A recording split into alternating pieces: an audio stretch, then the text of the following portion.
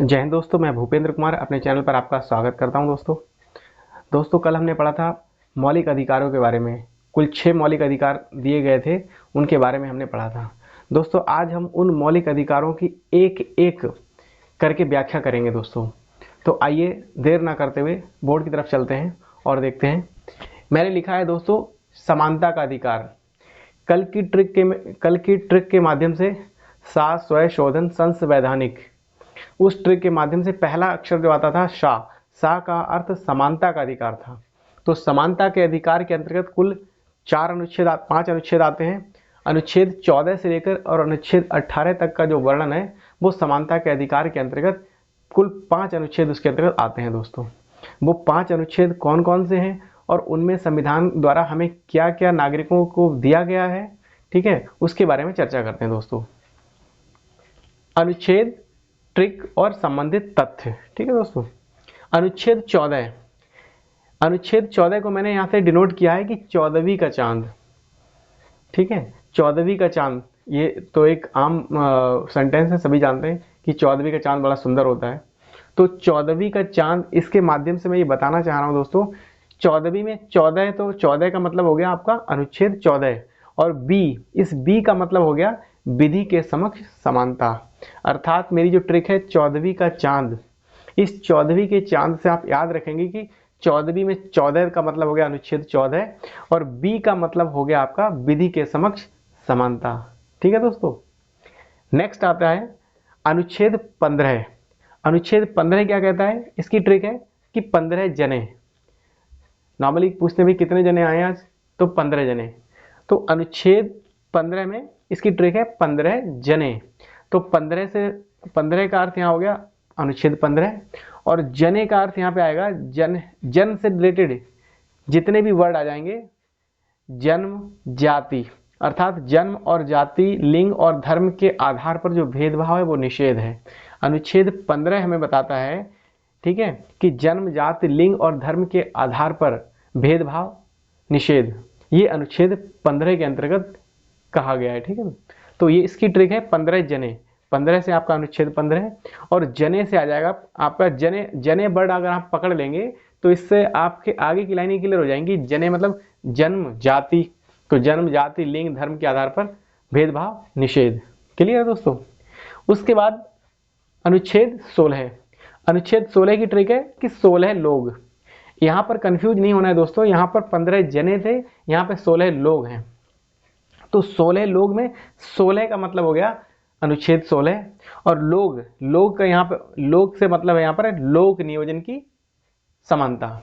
अगर आपको लोग याद दिमाग में आ जाएगा तो आप आइडिया लगा लेंगे कि लोग का मतलब लोक से था वहाँ पे, अर्थात लोग का मतलब यहाँ पर लोक नियोजन की समानता, अर्थात सरकारी पदों पर भर्तियों के आवेदन में मतलब समानता का अधिकार है। ऐसा नहीं कि कोई पिछड़ी जाति का है या निम्न जाति का है, निम्न वर्ग का है तो उसके लिए भाई नौकरियों में आवेदन के लिए मतलब उसको निषेध है या उसको स्थान नहीं मिलेगा, ऐसा नहीं है। तो इसलिए कि 16 लोग, 16 का मतलब हो गया अनुच्छेद 16, और लोग का मतलब हो गया लोक नियोजन की समानता, अर्थात सबको समान अधिकार दिया गया है, ठीक है, लोक नियोजन के लिए। नेक्स्ट आता है अनुच्छेद 17। अनुच्छेद 17 क्या कहता है? इसकी ट्रिक है सत्यता और स्पष्टता। सत्यता से कहीं ना कहीं उच्चारण हमें 17 का आभास हो रहा है कि सत्यता और 17, तो सत्यता, स्पष्टता, इसकी ट्रिक है सत्यता और स्पष्टता। सत्यता से लग रहा है कि जैसे कि 17 बता रहा है कि कहीं 17 इसमें छुपा हुआ दिख रहा है, तो सत्यता से हो जाएगा आपका 17 अर्थात अनुच्छेद 17। स्पष्टता का मतलब हो गया अस्पष्टता, अर्थात छुआछूत का अंत, ठीक है। और उसके बाद आता है अनुच्छेद 18।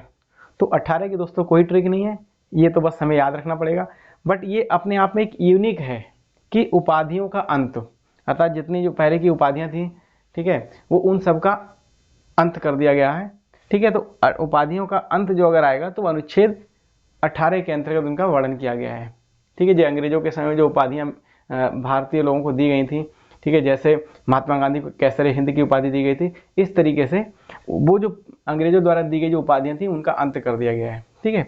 तो उपाधियों का जो अंत है वो अनुच्छेद 18 के अंतर्गत आता है दोस्तों। एक बार फिर से रिवाइज कर लेते हैं दोस्तों।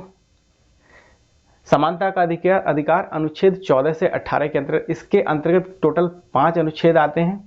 पहला अनुच्छेद है अनुच्छेद 14। 14 की ट्रिक है 14वीं का चांद।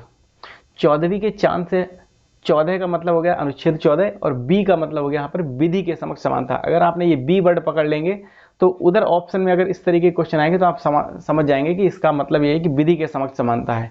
ठीक है। उसके बाद अनुच्छेद 15 है। अनुच्छेद 15 में 15 जने, ठीक है, 15 से अनुच्छेद 15 और जने से मतलब हो जाएगा जन से, जन्म, जाति, लिंग, धर्म आदि के आधार पर भेदभाव निषेध। ठीक है।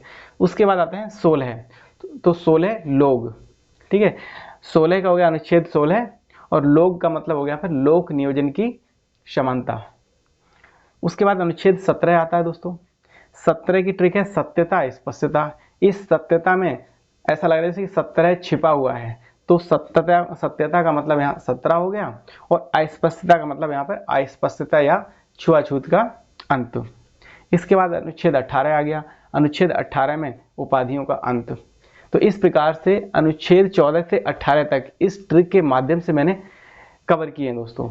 आई होप बहुत आसान ट्रिक है, 2-1 बार पढ़ेंगे तो आपको ये वर्ड ऐसे कॉमन भाषा के वर्ड हैं जो आप अपने लाइफ में हमेशा यूज़ करते हैं, दिनों दिन यूज़ करते हैं इनको, तो इनको याद करने के लिए रटना नहीं पड़ेगा आपको। बहुत ही ईजी शब्द हैं, बस इनका हमने यहाँ पर एक अलग तरीके से प्रयोग करना सीखा है दोस्तों। ठीक है। तो 14वीं का चांद, 15 जने, 16 लोग, सत्यता स्पष्टता, ये टोटल मिला के 5 अनुच्छेद यहाँ पर दिए हैं 14 से 18 जो समानता के अधिकार को प्रदर्शित करते हैं, उसका वर्णन करते हैं। इनके माध्यम से समानता का अधिकार ये कंप्लीट हुआ है दोस्तों। और इसके नेक्स्ट वीडियो में दोस्तों मैं अगले स्वतंत्रता के अधिकार के अंतर्गत जितने भी अनुच्छेद आते हैं उनको नेक्स्ट वीडियो में कवर करूँगा दोस्तों। आज के लिए इतना ही और वीडियो देखने के लिए आपका बहुत धन्यवाद। थैंक यू दोस्तों।